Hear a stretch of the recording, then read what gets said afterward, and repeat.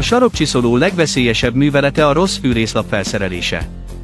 Ha használnia kell, válassza ezt a professzionális fűrészlapot. A fűrészlapnak nincsenek fogai, csak ötvözett részecskéi vannak. Vágáskor nem füstöl, nem feketedik el és nem pattan ki. A jövőben már nem kell nagyszámú fűrészlapot bevinnie a munkába, mindössze egy fűrészlap megteheti. Ezzel a fűrészlappal 80 darab fűrészlap helyettesíthető. Vághat acélrudakat, fahasábokat, sarokvasakat, csempét, üveget és betont.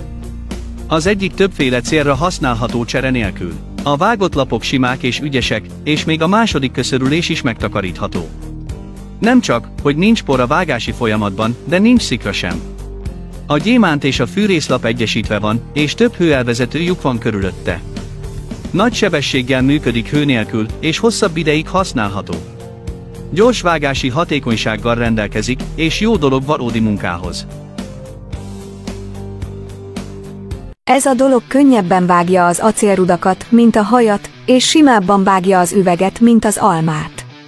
Azok, akik használták, megbánták, hogy túl későn vásárolták meg. Ez a vágópenge gyémántból. Nagyon kemény és éles. Vághat márványt, betont, üveget és minden mást. Csiszolásra és polírozásra is használható, és 80 másik fűrészlap helyettesíthető vele. Nem robban fel és nem sérti meg a kezét, és nagyon biztonságos a használata. Azt tanácsolom, hogy cserélje ki az összes közönséges vágófűrészlapot erre. Most nem drága, úgy, hogy siess és vásárold meg.